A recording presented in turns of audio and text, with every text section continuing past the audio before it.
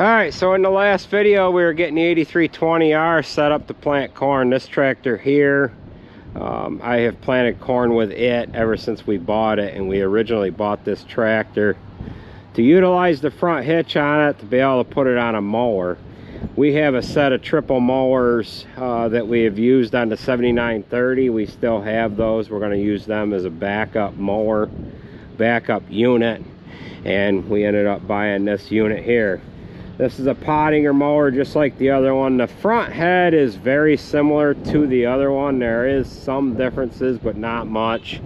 However, the rear attachment here on this one is quite a bit different. This one folds back for road transport. The other one folded up in a vertical position. These mowers here are 12 foot wide. There's one on each side. Both of them are folded to the back here. You can kind of see them there, how they are. The other one that we have, they were only 10 foot, therefore they were able to fold up in the air. So that's why we ended up getting the 8320. We had plans of getting a mower for this tractor, and we kind of want to back off of the 7930 a little bit, because that's what we kind of bought this tractor for, is to put a mower on it. And these front hitches and PTO and whatever, they're rather expensive, and we figured we might better get to using this, so that's why we did this. So right now we are going to jump in the 8320, and we're gonna mend some seedings here. We've got some seedings that we put in last fall, late summer, that didn't come too good, so we're gonna patch them in, and we're going to work on that for a couple of days here. So I thought I'd just kind of show you what this unit here looks like. We're going to unhook it in the next day or so, and we're going to use this tractor for tillage until we start mowing hay. We're just going to pop them outside duals off for when we put it back on the mower. We've got the wheels set up so that it'll drive on a minimal amount of hay, and the duals on there is too wide. The head on the front's not wide enough. If it was a 12-foot head up front, we'd be able to leave the duals on, but that's just not going to work. So let's go into repairing some seedings here.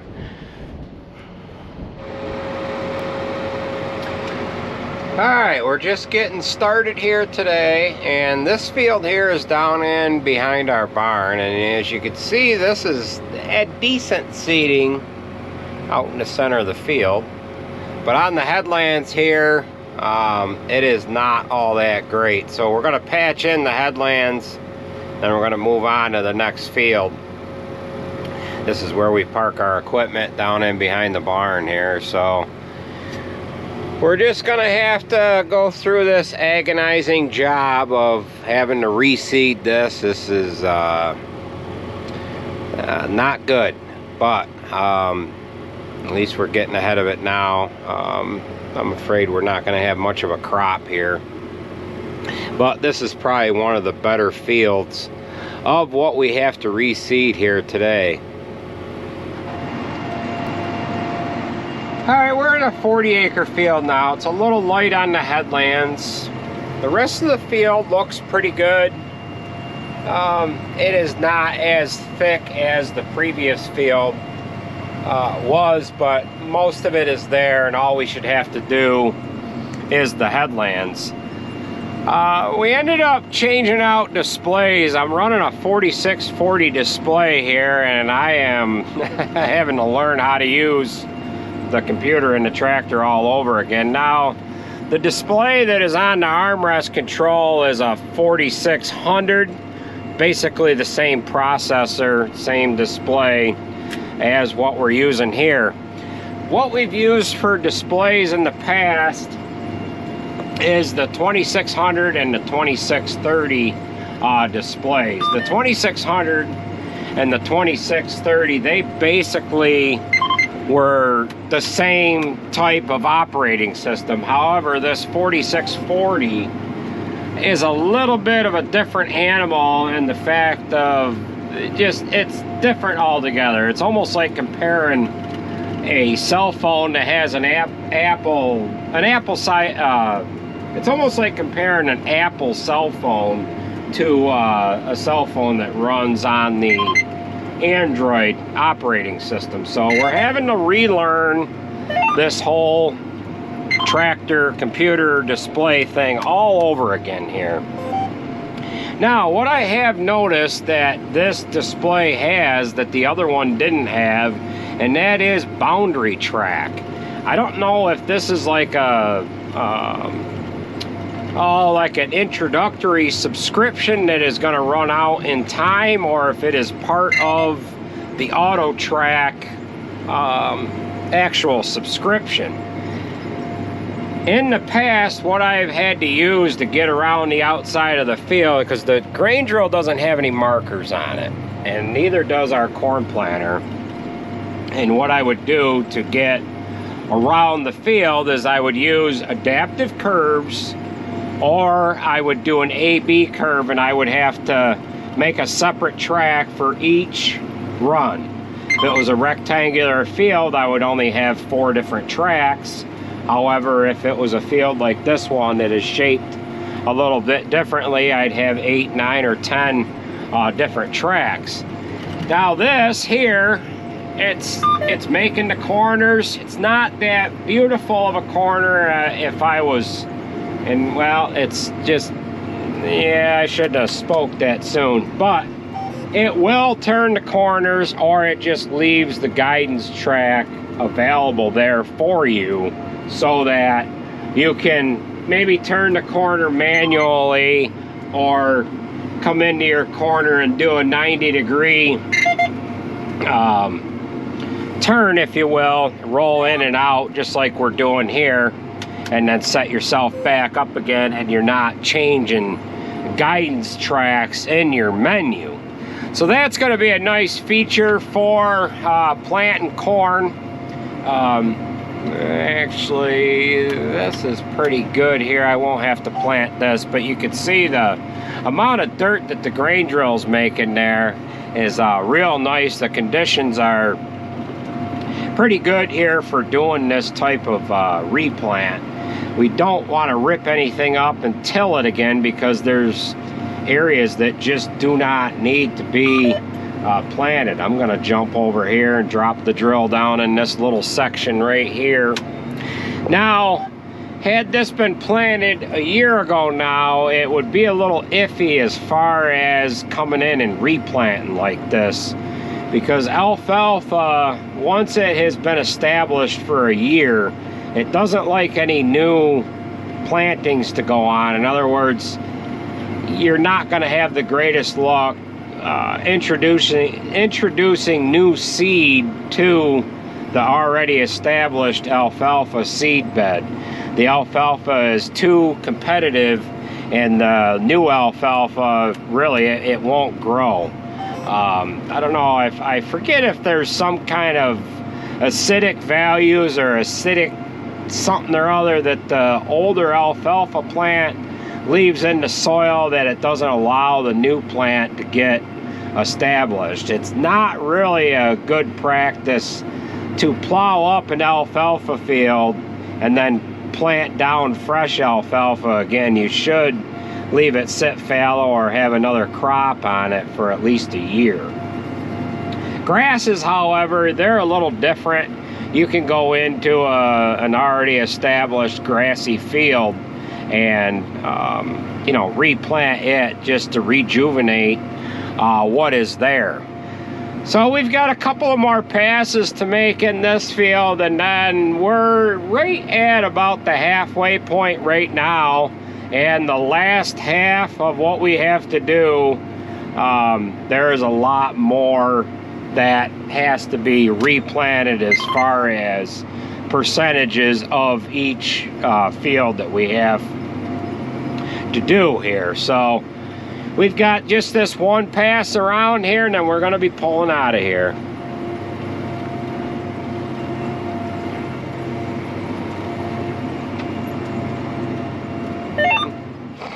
Okay, we're just getting started here today. I've got a little bit left to do on this farm here.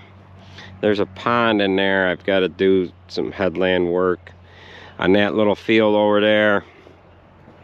For the most part, I've done a majority of these 2 strips here on either side of this driveway, and we've got a 35-acre field on the other side over there to do, and another 40-acre field over there, and then that's gonna finish this up. But I thought I would run around and make sure none of these wheels have moved on us here, and everything is so far stayed put. But we're gonna run around it for the last time with the breaker bar here and make sure everything's tight. So we've got this tool here that we can reach in and grab the inner wheel hub studs. That's just going to set on here like that. And we can take our breaker bar, 3/4 inch breaker bar. I probably should have put that on there first. Kind of hard to do this with one hand, but we're going to do it anyways. If I can get this clipped on there like that, and we can just reach in there like this. Oh, these are a little loose. And we can do it like that. Now these are numbered, but we're just going to run around it so that we can get it done in a little more timely fashion. I got to put this camera down, so. Well, today's the first day of chisel plowing.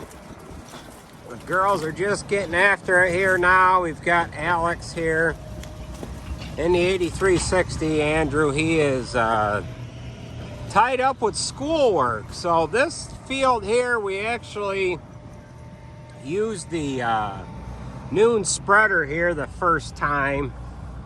And it is dry, nice dry conditions. It's actually drier than what I thought it was going to be. I'm going to get back to redoing these seedings, but I got these guys set up over here, and they're just making their first couple of passes across the field.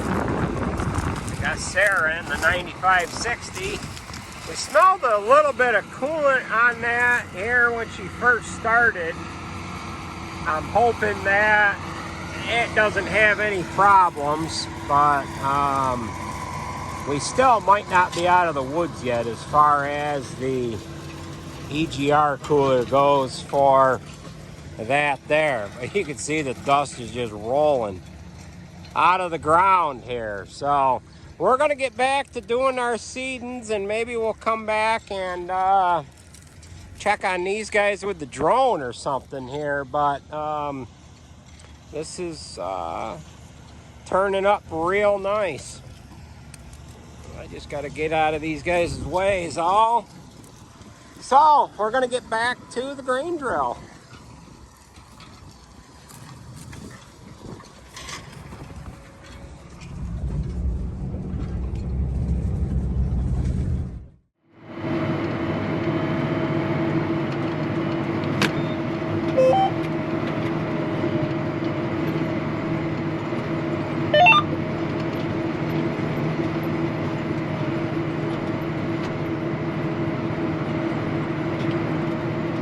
Well, folks, we are into the last field right now that I have to reseed. And as you can see, there isn't anything growing here. This is probably the worst field that we have of the 350 acres that we seeded down here last fall. Now, I am doing a couple of things here. I'm getting used to this new tractor, or new used tractor, which, you know, that's pretty simple, but I am getting acquainted with this 4640 display, and right now I am on my second pass around this field. I did not like the boundary that I had recorded from last year. For whatever reason, we keep having a problem in this field. In this corner that's facing the road here, it usually shoots a boundary line right about from where you see to the right over on a diagonal to the corner up by the road there. And that's about what the boundary looked like when I pulled into the field to replant this here. So I recorded a new boundary, and we kind of discussed earlier on in the video that this new display allows you to do a pass around the outside of the field by just using the boundary that you have either previously recorded or that you have just recorded on your first pass. So it allows the guidance of the tractor to get that second pass at least. And if you wanted to go off of the existing boundary, you can actually have the tractor drive around the outside of the field by just following your boundary. And it will turn the corners and it will do all that. It's not as precise turning the corners, just because, you know, a 90-degree corner is somewhat tough on the auto steer of the tractor to get it. But usually I don't plant the corners anyways. I plant it into the corner, pick up, turn around, get readjusted, and then come into the headland going the other way, and then put the implement down, whether it be a grain drill or a corn planter or what have you. As you can see, the dust is just rolling here. The conditions could not be any better than what we're currently experiencing here right here now. In the past, I have reseeded and mended seedings that we have planted the previous year, and I've come into some situations where the ground is real hard and you kind of wonder if the seed isn't just going to blow away. But we're making a fair amount of dirt and with the grain drill, and we're just dropping the seed on top of the ground anyways. And then the little closing wheel that runs in behind the seed disc opener is somewhat packing the seedings in, the alfalfa seed. Yeah. So this field here is about 40 acres, and we're gonna fly up, get the drone up in the air, and we'll show you the farm net. We ended up planting on the other side of the road here. I ended up doing a 35-acre field where we planted the whole thing, and as you can see, you know, there is nothing here. There isn't 10% of a crop growing, and it had to be done. The seed company ended up giving us the seed to do this. We had to pay a little bit of money, but not much, to do this replanting here. But on the other side of the road, we're actually up in Lafayette. We're on the north side of Route 20. And on the other side of the road here, we've got some strips. And I ended up reseeding each side of that, right across from this white barn here. And then I reseeded about 3/4 of the Mayhar farm. I did that here last night, and this field here is the last one that I have to do. Now my daughters, they are up here. I'm turning a corner and getting resituated on this headland down to, you can almost see me there, down to the far end. My daughters, they are chisel plowing on the McVoy farm, which is way over to, well, way up in front of you there. We'll try to fly over and see if we can get the drone in on them here. It might be too far away to fly the drone, but we'll go ahead and try it here. I'll get it in sport mode, get myself up in the air a little bit. Now I have flown the drone from one of these fields up on the upper side of this one farm that's way in up in front of us here. I was planting corn last year, and I flew the drone from that far field over into the fields on the other side of the road across from that white barn. So I'm pretty sure I'll have a good amount of range from the remote here, but I might have to jump out of the tractor. There's just a lot of interference in the cab with the glass and the metal roof and the all the receiver and the computer stuff that's in the tractor here, but they are in the field that we actually started the noon tanker with here this spring. They started plowing about an hour and a half or so ago, and tomorrow we are planning on demoing a Pottinger Terra disc. Now we have a 20-foot Terra disc, and we're thinking about buying a larger one, and we've got a 33-footer that we want to see if we can pull it. We actually want to see if we can pull it with the 8360 in the event that we want to till up ground in the fall to put wheat on after we take the corn off. We will have the ability to use the 9560, however the other articulators are going to be tied up with you know, packing corn silage in the bunk here. So it looks like, I can't quite tell. Yeah, there they are. There's one of them right there. I'm having trouble seeing what's actually on the screen here. So they're plowing in this one field here, and it looks like they got the far side done. I see the one coming across the field that's in behind that house that's kind of in the middle of the field, and I think the other one, which you'll know more than me when you guys are watching this video, yeah, the other one is way over to the other side of the field here. So in this field here is where we spread the manure out of the noon tanker for the first time this year, and you might recognize the lay of the land here. So we're going to go ahead and fly back to the grain drill, but as you can see, they've got headlands to do here yet on this one field, and then they're going to jump up through the woods here, and they're going to plow these corn strips up on the upper side here. This is the McVoy farm here, and then we have the Morse farm that is just to the other side of it. We're going to be flying over the top of that.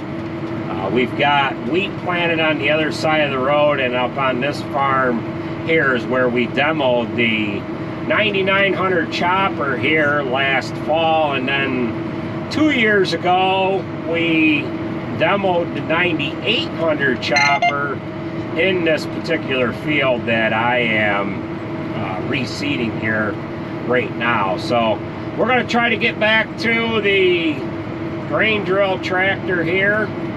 Again, we are just starting spring tillage here for 2021, and we're probably about 3 weeks ahead of schedule.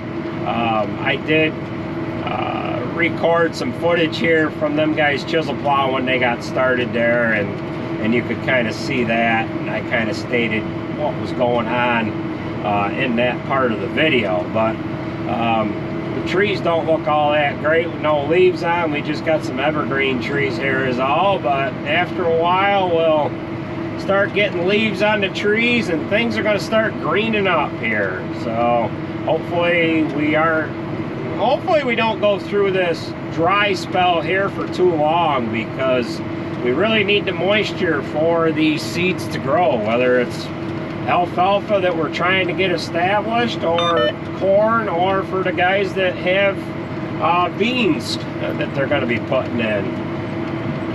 So it is, I think I've stated it earlier, it is the 8th of April, and we're a good 3 weeks ahead of schedule here. So that is gonna about do it for this video, folks. I'm gonna get this drone closer to the ground here. I do have it in sport mode, but we've got a little bit of wind that we're dealing with, and I'm only able to fly at like 20, what am I doing, about 28 miles an hour here right now in this particular drone that I am using. I have had this for just about a year now, and I get questions on what do I have for a drone, and this is a Mavic Air 2. I have a Mavic Pro. It's the first edition that came out, oh, probably 3 years ago. I've had a couple of them and I still have them. I have a Mavic Pro and a Mavic Platinum, and I've had great luck with them. However, this Mavic Air 2, it just seems a little more convenient to carry with me in the tractor or the chopper or combine or what have you. It's easier to get set up. In other words, you just get it put together and you get the app fired up. The app starts up a lot quicker than the app that you have to use for the Mavic Pro, and it's just I don't know, it's an easier drone to get up off the ground. However, the Mavic Pro is just as good of a drone. This one just seems to be a little more user-friendly, if you will, as silly as it may sound. But yeah, we're rolling some dust here pretty good. So I have jaw-jacked long enough here. I'm coming into the last little bit of this second time around the field here, and I'm getting somewhat low on battery, so we've jaw-jacked enough. So thanks for watching, folks. This is the first of the first of the field work for 2021. I wish I wasn't doing the replant here, but sometimes you just got to do what you got to do here. So thanks for watching, folks, and we will catch you at the next video.